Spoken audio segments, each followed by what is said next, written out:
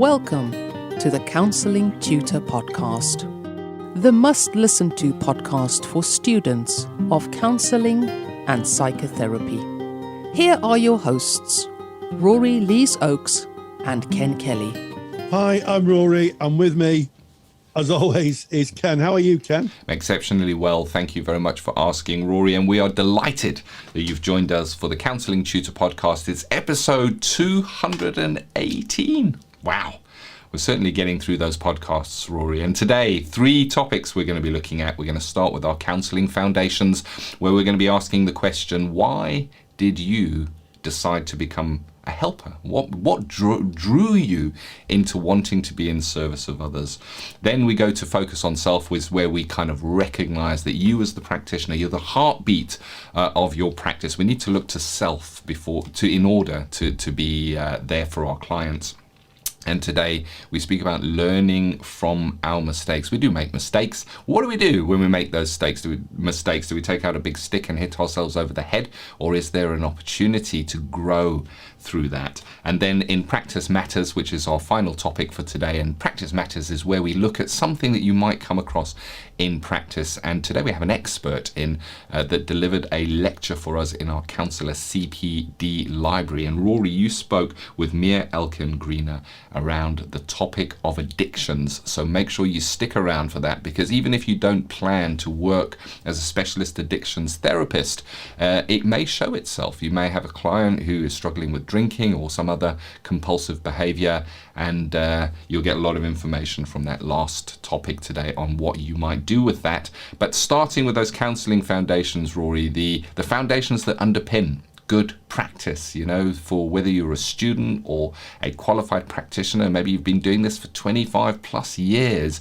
we can always go back to this question. Why are you choosing? Why did you become a helper? I think it's a really interesting question. It takes me back, Ken, to a sunny afternoon in September of 2002, if my memory serves me, when I was sat in my training circle on my first day on my diploma in counselling, and that question was asked, and each individual member of the group had to share with the rest of the group why they became helpers. And I have to say, it was one of the most incredible testimonies to why people put themselves in service of others. And there were some quite heart-rending stories about people who've been helped by therapy. I had a colleague who sadly lost a child, and she saw a therapist and she wanted to be able to help others who'd lost children. There were people who had difficult childhood histories. And there was me, and I said I've always had an interest in helping people, and I wanted to be a social worker when I left school. And in the misty past of the 1970s when I left school, I was suggested I became a bolt fitter's mate instead of a social worker by Mr. Brown, the careers master. I think he had a quota to fill at the local engineering company, and he was looking for bolt fitters rather than social workers. But it is interesting, and I think, Ken, it's a fundamental question we need to ask ourselves at the beginning of training and remind ourselves of as we go through the arc of our practice. Take us back to those fundamental position of what it is that puts us in the service of others. Yeah, I think that you've just touched on, Rory, is super, super important. When we kind of look back and just go through the process of why did we become a helper, or why are you becoming a helper if you're a student on the journey? What it does is it kind of paints our why it is that we do this, and when you have a strong why, the how you do stuff kind of just falls into place itself. And the truth is, and we've spoken about this so many times on this podcast, and if you're a practitioner, you're going to know this as truth, and if you're a student, you're going to learn this as truth. It's not an easy road being there in service of others. It can be, you carry some heavy information at times. It can weigh you down. It can tire you out. We speak about burnout, which is the side of counselling where you're no longer able to be there for yourself, for your family, for others, and let alone your clients. And we watch out for that. Focus on self our next topic is all about kind of watching over ourselves. And, when the going gets tough, when it gets lonely, because it is a very, very lonely road. You can't share what your day's work was with your family when you get in. There's stuff you can't speak about because it's confidential, and you're carrying all of that. And when it gets hard and when it gets lonely, having a strong why is so important. Looking back and go, you know what, I do this for this reason is so, so important. And I think it's rare. I'm glad to be in your ears if you're listening to this. And I'm glad to be on your screen if you're watching this on YouTube. And for me, when I say I'm glad, it is an honor. And it's an honor because it's a certain kind of person that's going to listen to the Counselling Tutor podcast or watch it on YouTube. It's a kind of person that stands, I guess, apart from what we consider to be the main flow of life, which is, I want more, what's in it for me? Seems to be the mantra of life. Acquire, acquire, acquire. More, me. And, if you're standing up and saying, I want to be in service of others, that is completely in contrast. Not me, them. I want to take my time. I want to study and I want to gain the skills to be there for another human being that might be in pain. And that is absolutely admirable. And I want to spend time with people like you listening to this, because you are my people.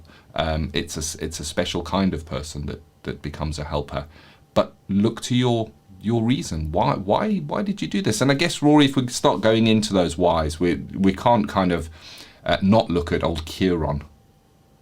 Oh yes, yeah. Well yes, yes, a little bit of Greek mythology, and of course, Chiron or Chiron, depending how you pronounce his name, was a centaur. That's a half man, half horse character, and he was wounded by an arrow that dripped in the blood of the Hydra, if I remember my Greek mythology correctly, and as a consequence, he suffered immense pain. But because he was immortal, he lived with the pain forever, and he spent his time looking for ways of reducing the pain. And I think, a lot of people who come into therapy, and you listening now might be one of those people who've been helped by others, and you want to help others. And I think it's a great position to start your counselling journey in. But I would say that you need to have your own stuff at least managed before you go in to becoming a counsellor.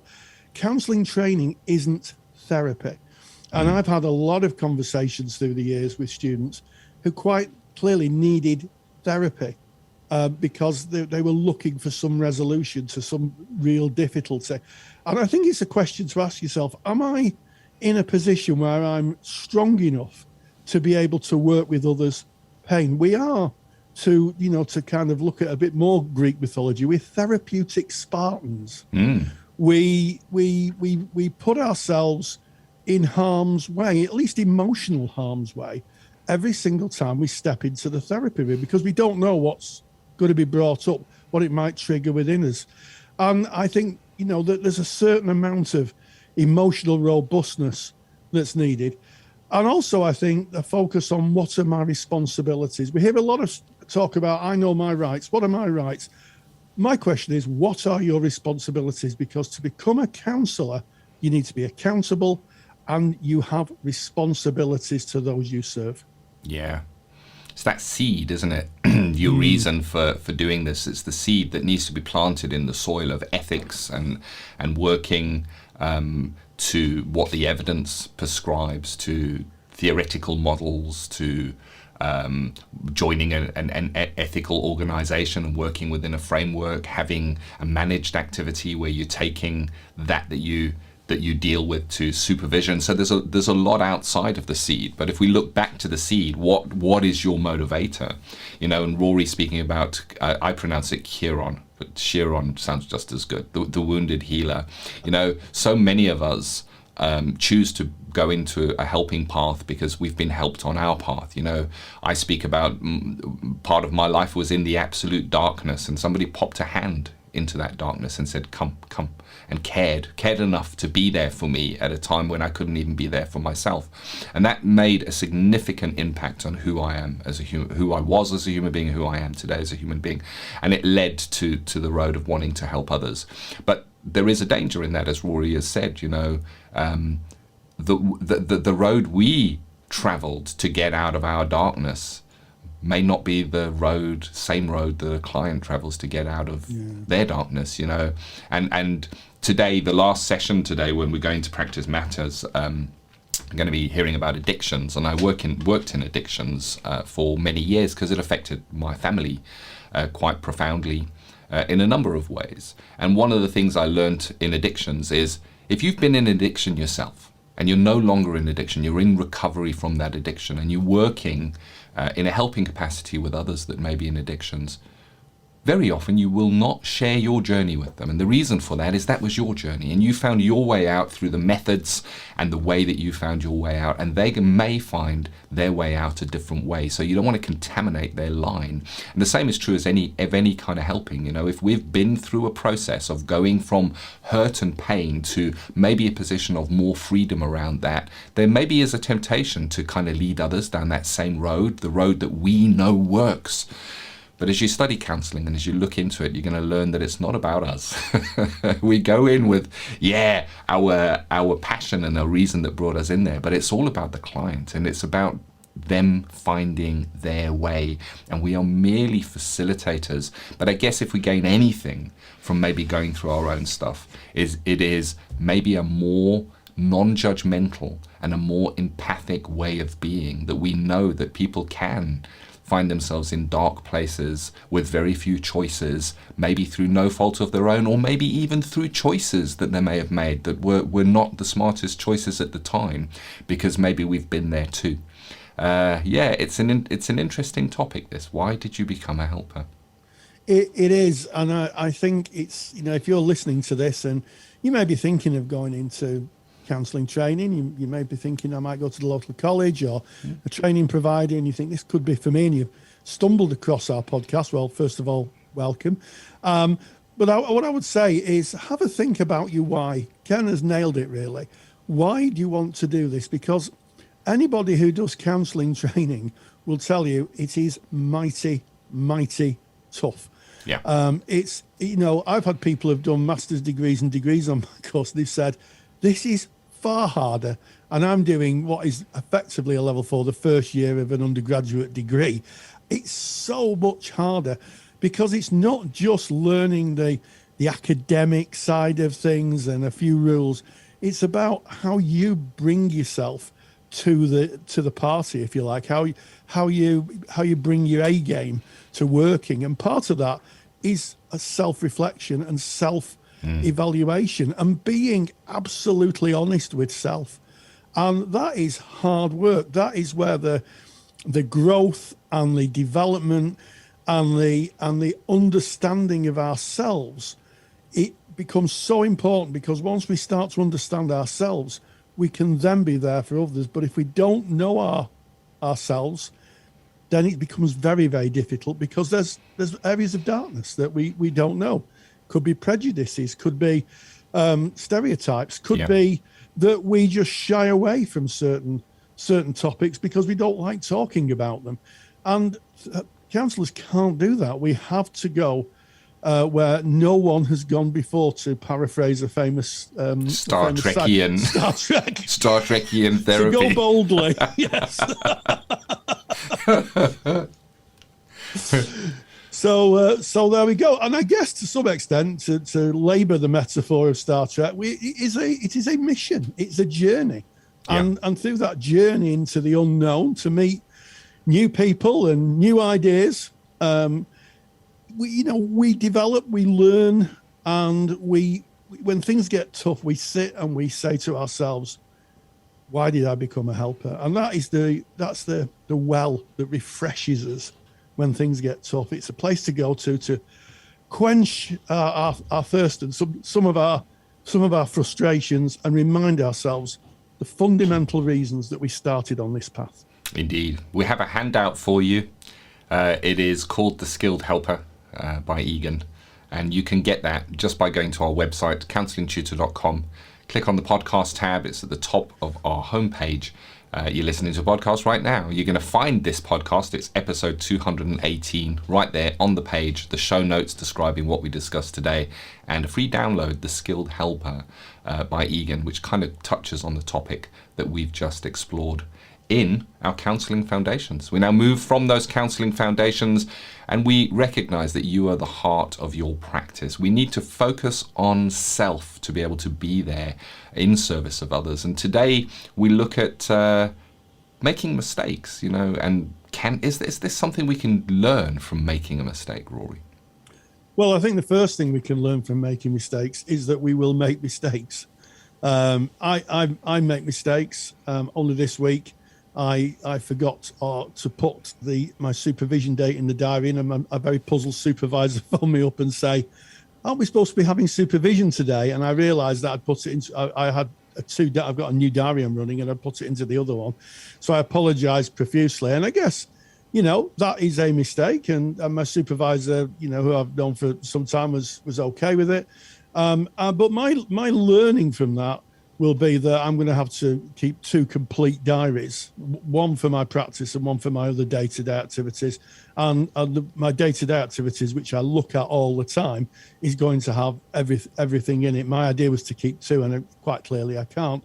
And I think it speaks to two real areas of our practice, reflection and reflexivity. Reflection is where we reflect on, what we've done and, how we've been, and have a think about it. Reflexivity is what you're going to do about it. Mm-hmm. How are you going to fix it or be different next time? And I think there's a lot of focus on being reflective practice, but I'm a great believer, and certainly with my supervisees, in reflexive practice. Okay, we've reflected on it. Now what? Yeah. And there's an element of ownership and responsibility around that, but there's also an element of empowerment.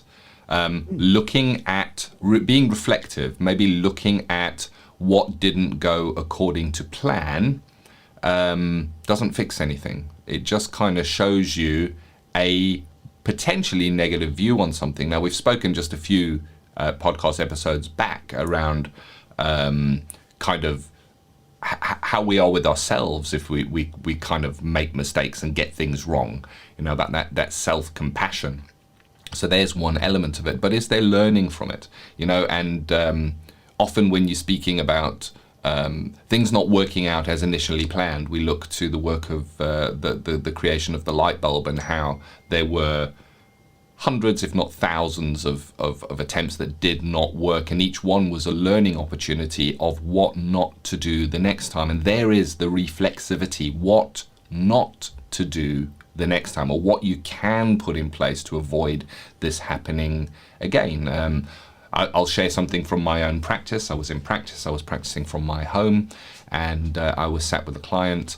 There was nobody else in the home. It was a dedicated room for where we would hold our practice, so we weren't to be disturbed.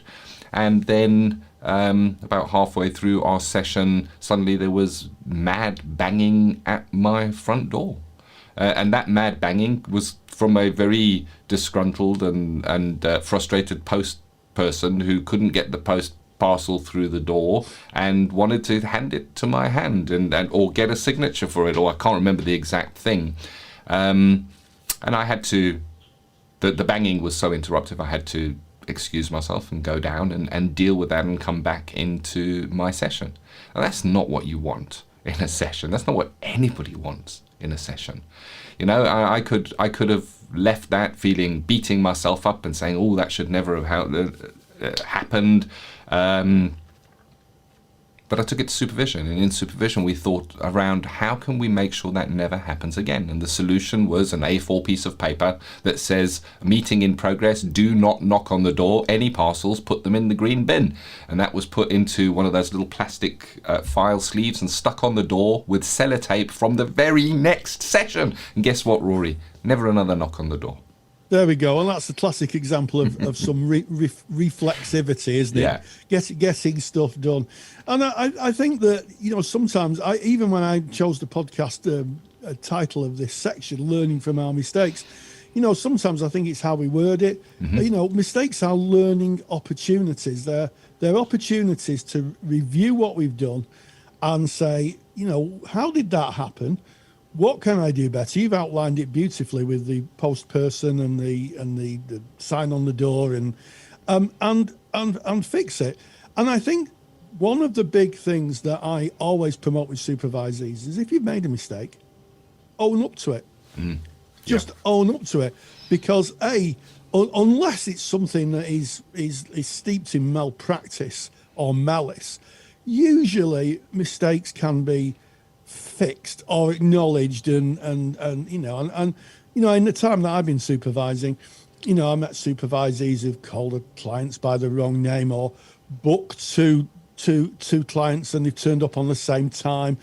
And I've said, and ethical frameworks say this, sometimes just apologise. That's all you need to do, just an apology and say, I'm very sorry. And then say, this is what I'm going to do in future so it doesn't happen again. And I think that the biggest problem that some people get themselves into is a failure to acknowledge the mistake and B, apologise for it. Yep. And I was speaking to someone a long time ago who'd been sanctioned, and they were explaining what had happened, and it became clear that they had made a mistake. They didn't acknowledge the mistake. I heard a lot of, well, it wasn't my fault, and wouldn't apologise for it. And it became a bigger and bigger thing until eventually he had to sit in front of the ethical board, who basically said to them, you made a mistake and you didn't apologise for it. And now we're going to have to sanction you.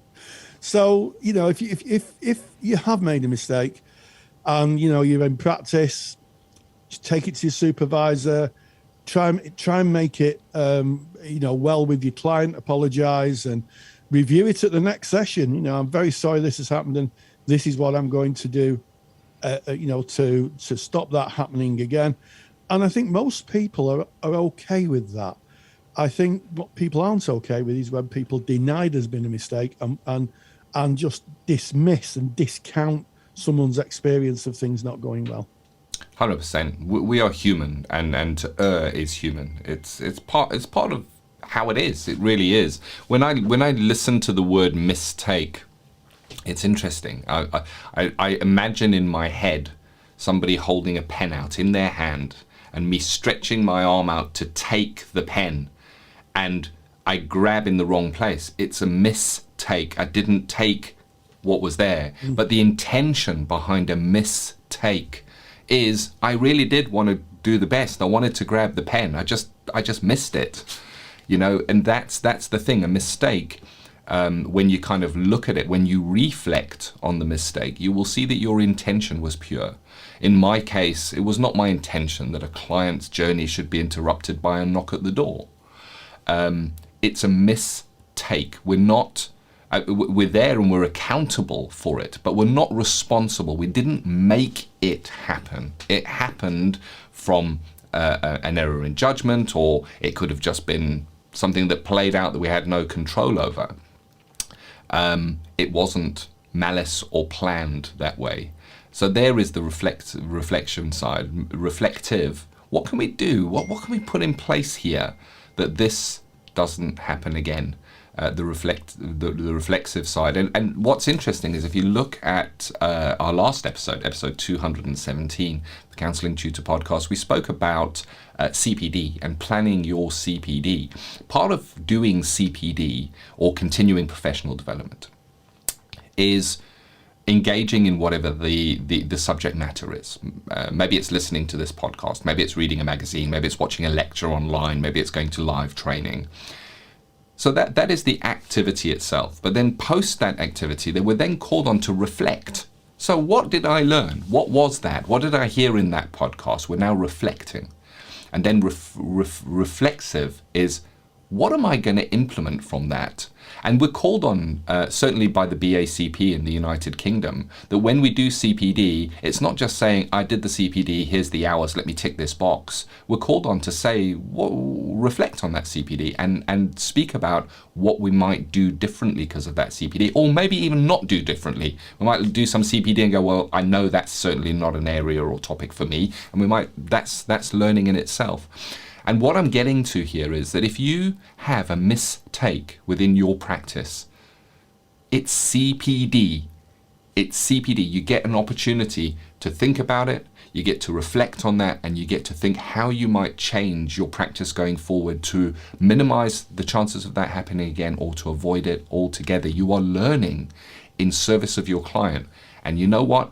I think that you should be able to put it on your CPD log and say that you spent 30 minutes making a sign for your door because you learnt the following from it. And I challenge the ethical body that will knock that back and say that's not learning in service of your clients. Absolutely. And I think it's refreshing also to talk of mistakes. There seems to be a culture, doesn't there, certainly, shall we say, abroad at the moment, certainly in the UK, of people not admitting mistakes and denying mistakes and maybe not being honest about making a mistake. And all that happens is people get furious about it and say, why don't you own up to it? And I think there's nothing better than someone saying, I screwed up, I got it wrong. People are okay with that. What people aren't okay with is people just denying and denying and denying. And I think you're absolutely right, Ken. Maybe I will put on my CPD log if I get audited that one of my learnings is that it's certainly not a good idea to have two diaries that have different things in them because they just clash. I'm going to have to work a way out of having just one diary.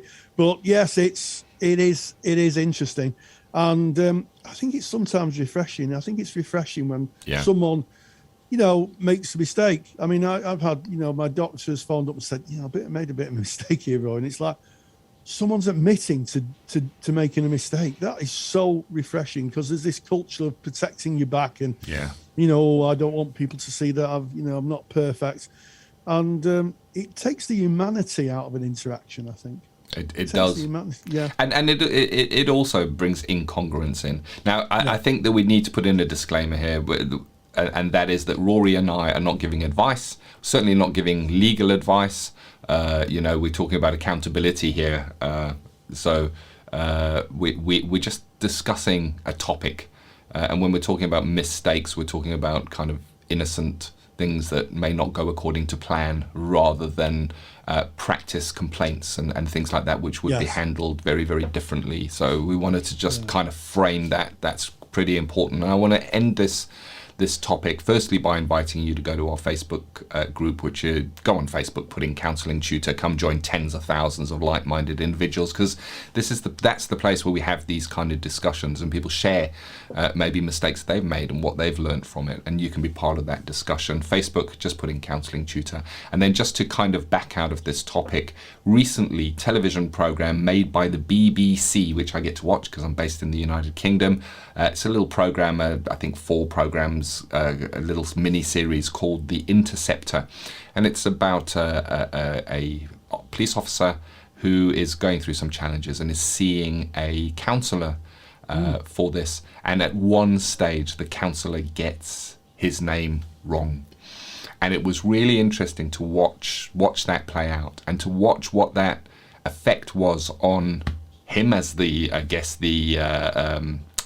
client in that relationship, and what the effect was on the counsellor who got that wrong, and how the counsellor immediately said, you know what, I've got your name wrong, and the reason I've got your name wrong is because I see people back to back and I haven't got my files in the right order, and I apologise profusely, and that won't happen again, and I'm now going to change my files. It was just interesting to watch that very topic that we're discussing play out. And I'm sure there are lots of people watching that who could, clients who could identify with that, who may very well have had a very busy therapist use the wrong name or kind of mix them up with someone else. We're just human. That's it. And this is our focus on self, where we recognize that we as the humans, we are the heartbeat of our practice. We now move on to practice matters.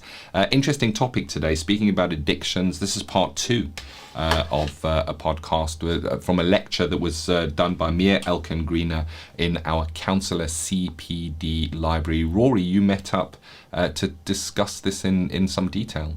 Yes, we first met Marion Elkin-Greener in podcast 200, and if you want to go and see Mer's chapter 1, first discussion around working with addictions. If you go to counsellingtutor.com, click the podcast tab and look for podcast 200, you'll hear her first interview with me where she outlined the lecture and talked about working with addictions. But in chapter 2, we went for a bit of a deeper dive, and Marion really did outline what it is to be an addiction therapist, and more importantly, why addiction therapy is a very specialised field, needing very specialised training. And this is what she had to say. Practice matters. And we welcome back Marion Elkin-Greener, who's come on today to talk a little bit more on working in addiction therapy and what we have to be thoughtful about if we have a client who may present with addiction. So Mir, thank you for joining us again. Oh, it's my pleasure. I just love doing stuff like this. So I guess the question that a lot of people might have in their minds is there a difference between generic counselling and counselling for addictions?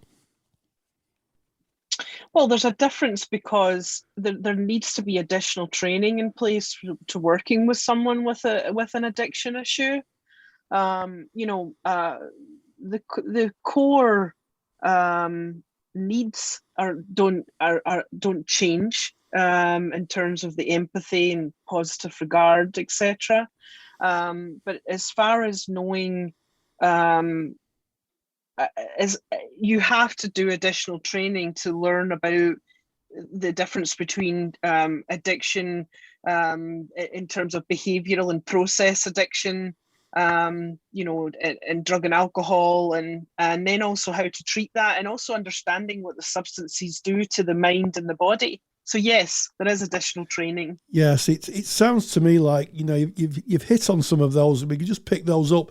The one that you've just mentioned, that having a knowledge of what different substances do is important. Why is it important? Well, I think the best way to see is that it's important because if you look at something like alcohol addiction can, the way I try to explain it is alcohol addiction, if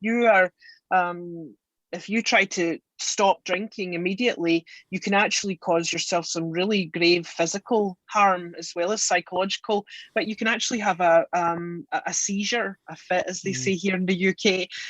So you should never just quit drinking immediately, and you should always be under the care of your GP or a psychiatrist when you are wanting to reduce your alcohol intake. So I think that's a good example of where it's good to know what each substance, if it is a substance addiction, because there's behavioural addictions as well now that we know about, yes, that affect the same side of the brain. But I think it's good to know what each substance in that case can do to you. Coming off of heroin or opiates will not kill you. It'll be horrific. It'll be miserable. And it will, the symptoms, the side effects are awful. But alcohol, stopping that immediately could potentially kill you, because you could have a seizure. So it's those little things that you need to know when you're in the world of addiction. Yeah, absolutely. And I worked in the world of addiction for a short time, and I think one of the things that you need to think about is using the correct language for drugs. There's a lot of street slang, and yes. I think that part of that as a practitioner isn't to talk about hashish, is to say it's cannabis, because in my experience, and I don't know if this is yours, what can happen is if people don't know what they're buying, they can buy all sorts of things and get it further into addiction. So, for instance, in my part of the world, brown is actually a slang term for heroin. Yeah, and I've heard that.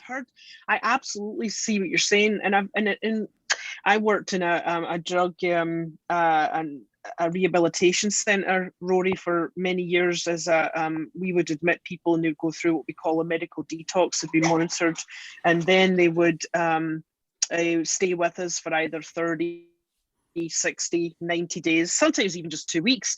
But it's almost like you have to learn this language, because even if you know what the right terms are, chances are you're maybe working with people who call it other things too. So it's really interesting. It's kind of like you especially, I worked with a lot of people who were involved in gangs and gang culture, and that's a fascinating area too, because there's a lot of addiction going on within the gang culture as well, and in some places in the United States where I worked. So yeah, it's a fascinating topic. It's very interesting. It is, and certainly there's a lot of research that's been developed with it too. Yeah, and I heard you also say the word treat, and that is something we often hear in counselling and psychotherapy. You're going to be in treatment. There is a definite directive element, isn't there, when you're working in drugs and alcohol counselling? Mm-hmm. Well, yes. What I've learned I've been back now living in the United Kingdom for almost 7 years now, and the treatment for addiction is there isn't as widespread treatment, I think, or availability here in the UK as to what there is in the US. So obviously, rehab is a big deal over there. What they call partial group day groups is very big. So you maybe go for half a day to groups and then see an individual therapist. And their system over here is quite different. There's only, in my knowledge, here certainly in Scotland where I'm based, there's only 3 big rehab centres where you can actually go and stay in a drug and alcohol rehab. I know in the UK there's a lot more, but certainly in Scotland. So yeah, it seems a lot of the treatment appears to be community based up here in Scotland, and I'm not always convinced that that's good for the first 2 weeks to a month, if not more, for a person who's trying to stop using substances. But I guess in terms of working, counselling someone in addiction, there is, and you're an addictions counsellor, there is this element of treatment, isn't there, and strategy, as opposed to maybe being non-directive, as we might see in person-centered therapy. It's a goal-driven process, isn't it? Very goal-driven, and I get it. Sorry if I misunderstood you there, Rory. The research is showing, as far as family therapy is very useful in the addiction world for treatment, because it's very much seen as a family disorder. So the addiction doesn't just affect the person who has it, but it ripples out and affects all of the family. So family therapy can be very useful. Dialectical behavioral therapy has shown a lot of promise and can be very useful for emotional regulation, distress and intolerance, etc. So DBT is another good one, and then the big one, of course, in the UK, and one that's shown it works quite well with a lot of people, is CBT, cognitive behavioral therapy. So very systematic, very goal driven, agenda driven. What are we going to work on? What does that look like? And collaborating with the client at all times, and being very involved in the collaborative therapeutic relationship.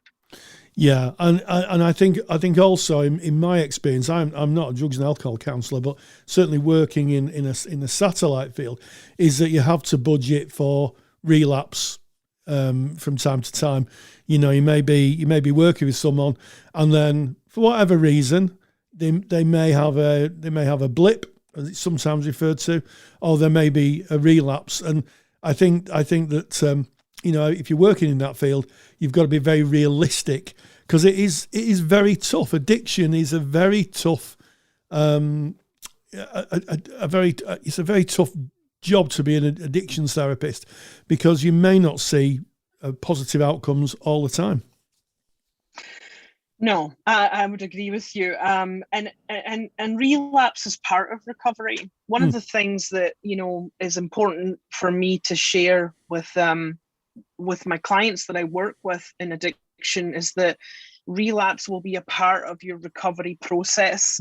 There's very few people who do not relapse. And by the way, that's whether it's a a substance that's been used, or it's a process behavioral addiction that they have to, say, pornography or working out or shopping. It's not always just drugs and alcohol we're working with. So it's part of the recovery. It's good to set the client up to understand that, because there's already a lot of problems with shame and guilt, what happens is a lot of times a patient relapses, and then there's just this feeling of, I'm no good, I can't move forward, what's wrong with me? Whereas now in the world of addiction, it's just that is part of your recovery, is that relapse and how you deal with the relapse at that time and get back up on your feet again. Yeah. So, I think that's so important for anybody, not just that therapists who are working in the world of addiction, but anybody who works in the world of addiction, is that, as you say, part of the recovery is relapse. And I think it's how workers, interface with that and support someone who's gone through a relapse that's really important, because I think, maybe historically, people may have just written people off. Well, you can't do it, and by having it as a built-in process, by saying, well, this will happen, just stick with it, we'll keep going again. I think that's mightily reassuring and very supportive. Absolutely. And I think that, it's our job as the addictions therapist to educate and set the client up to understand, okay, so if I have a relapse, what are the where can I be signposted, or what are the what's out there for me to utilize to help me get back on track again? Yeah. And I think in the very early days of recovery, that's something that should be very clear to the client. There should be an education surrounding that, and also just who the support systems are to hold the client up if they do relapse, so it doesn't just continue into negativity, and there's a lot of accidental overdoses, etc., as a result of people just not knowing where to go, not knowing what to do next, and just feeling so ashamed. Whereas if they have a relapse plan in place, then they know what to do if they do relapse. Do you know what I mean? Yeah. So it seems to me that part of an addiction counsellor's toolbox is, strategies, good solid referral pathways, partnerships, and being able to signpost, and not feeling you have to do it on your own. And I say this even for people who are working in, I guess we can call it generic counselling, Rory.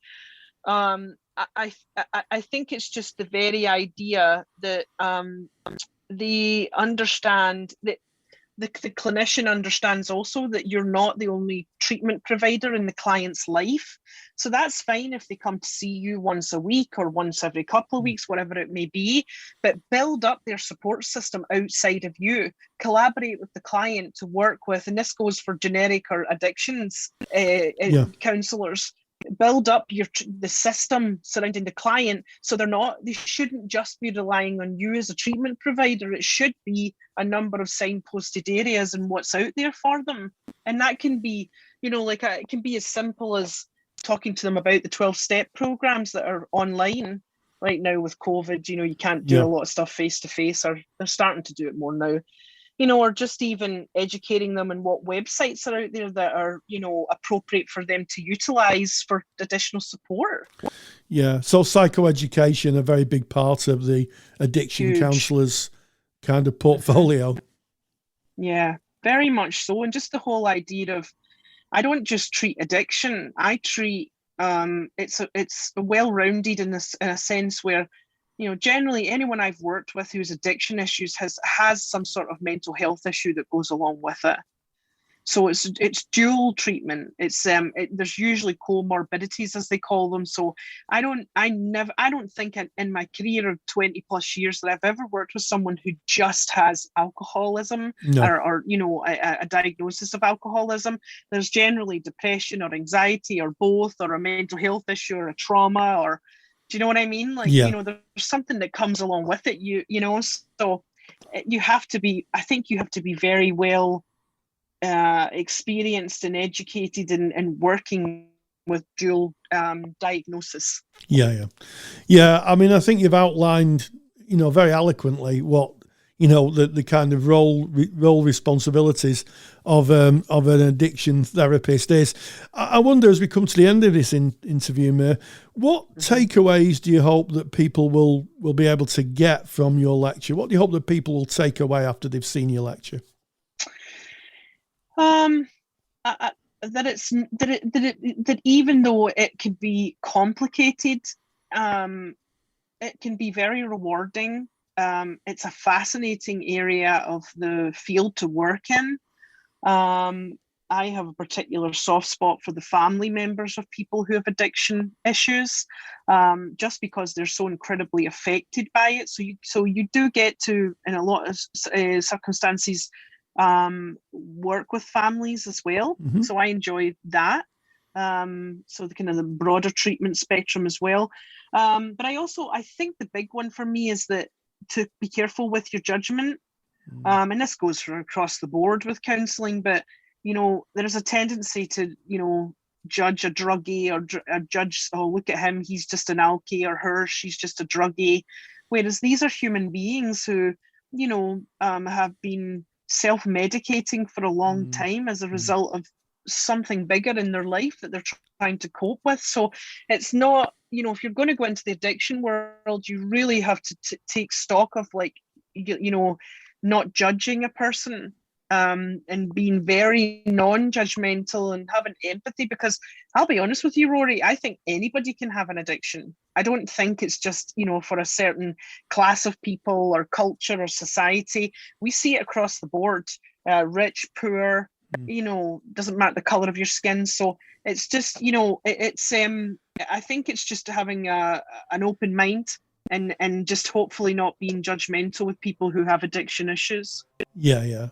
Be open-minded and be thoughtful, and maybe take the words of Terence, the philosopher, who said, "I am human. Nothing human is alien to me," which I think is an apt axiom for thinking about working with people with addiction. So It just goes for me to say thank you so much for joining us, and thank you for your time.